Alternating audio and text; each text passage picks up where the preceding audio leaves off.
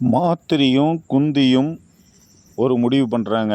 என்ன முடிவு பண்ணுறாங்கன்னா, நம்ம என்ன பண்ணலாம், புத்திர பாக்கியம் இல்லைன்னா ராஜ்யத்தை ஆள்வதற்குண்டான ஆட்கள் இல்லையே அப்படின்னு சொல்லிட்டு துருவாசக ரிஷி உபதேசம் பண்ணியிருக்காரு இல்லையா.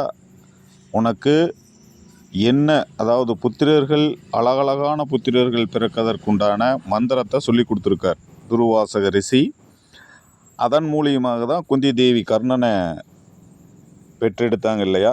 அதே மாதிரி இவங்க கணவனோட சேரக்கூடாது, சேர்ந்தால் இறந்துருவார். அதனால் ரொம்ப மன உளைச்சலில் 2 பேரும் சேர்ந்து அந்த துர்வாசக ரிஷி சொல்லி கொடுத்த அந்த மந்திரத்தை உபதேசம் பண்ணி, தேவர்களை நோக்கி உபதேசம் பண்ணி, ஒவ்வொருத்தராக நினச்சி உபதேசம் பண்ணி பாண்டவர்களை பெற்றெடுத்துடுறாங்க.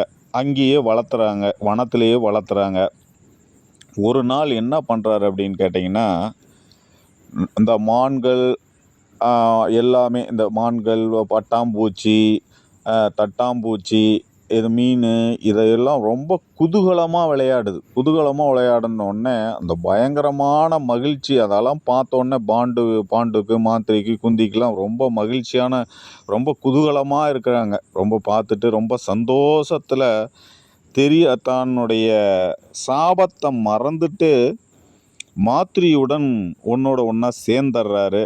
சேர்ந்த உடனே இறந்துடுறாப்புல.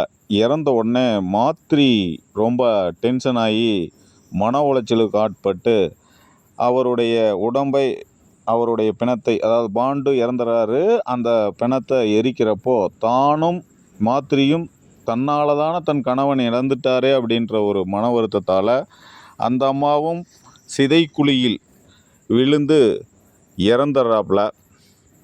இறந்ததுக்கப்புறம் அங்கே இருக்கிற ரிஷிகள்லாம் ரொம்ப வருத்தப்படுறாங்க, இந்த மாதிரி ஆகிப்போச்சேன்ட்டு. சரின்னு சொல்லிட்டு தன்னுடைய பாண்டவர்களோட குந்தி தேவியை கூட்டிகிட்டு வந்து ஹஸ்தினாபுரத்தை கூட்டிகிட்டு வந்து விடுறாங்க. இதை ஹஸ்தினாபுரத்தில் கேள்விப்பட்ட அத்தனை மக்களும் ரொம்ப ரொம்ப வருத்தப்பட்டு கண்ணீர் வடித்து வேதனைக்குண்டாகிறாங்க. வேதனைக்குண்டானோடனே சாங்கிய சம்பிரதாயங்கள் முறைப்படி விதுரனும் பீஷ்மரும் செஞ்சு முடிக்கிறாங்க. அங்கே இருக்கிற மக்களும் சேர்ந்து தன் குடும்பத்தில் ஒருவனாக சேர்ந்து அந்த விஷயங்களையெல்லாம் பண்ணி முடித்த உடனே வியாசர் சொல்லுறாரு, இனிமேல் நியாயங்கள், தர்மங்கள் இதெல்லாம் இனிமேல் இந்த உலகத்தில் பார்க்க முடியாது. யாருக்கிட்டனா தன்னுடைய வியாசருடைய பாட்டி சத்தியவாதி அவங்கக்கிட்ட சொல்கிறாப்புல, இந்த மாதிரி இனிமேல் நியாய தர்மங்கள்லாம் நடக்காது, அட்டூழியங்கள் அதிகமாக நடக்கும், நீ வேணா பாரு அப்படின்னு சொன்ன உடனே ரொம்ப இந்த அம்மா சத்தியவதி என்ன பண்ண, அம்பிகையும் அம்பாலிகையும் கூட்டிக்கிட்டு வனத்துக்கு போயிடுறாப்புல. இது எல்லாம் எவ்வளவு ஆண்டுகளில் நடக்குதுன்னா பல ஆண்டுகள் நடக்குது. யுதிஷ்டனுக்கு 16 வருஷம் அப்படின்னு சொல்கிறாரு வியாசர். 16 வருஷம் ஆயிடுச்சாம. அப்படின்னா அதுக்கு முன்னாடி எந்த வருஷம் போனார் என்னன்னு தெரியல. 16 ஆண்டுகள் கழித்து இதெல்லாம் நடக்கிறது. இது நடந்து முடிஞ்ச உடனே வனவாசத்தில் இருந்துட்டு, சரி ஓகே என்ன தான் நடக்குது அப்படின்னு சொல்லி பார்க்கலான்ட்டு மீண்டும் ஹஸ்தினாபுரத்துக்கு அம்பிகை, அம்பாலிகை, சத்தியவதி இவங்கெல்லாம் வராங்க.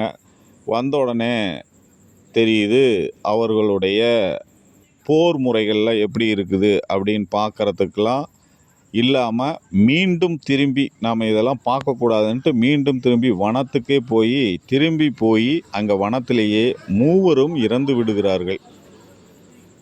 இதுதான் இந்த 18 நாள் யுத்தம், மகாபாரத போர், இதையெல்லாம் இவர்கள் பார்க்கவில்லை என்பது தான் இதனுடைய முடிவு. இது பின்னாடி, இதற்கு முன்னாடியும் இவர்களை அம்பிகையை பற்றி சொல்லியிருக்கேன், அம்பாலிகையை பற்றி சொல்லியிருக்கேன் இல்லைங்களா.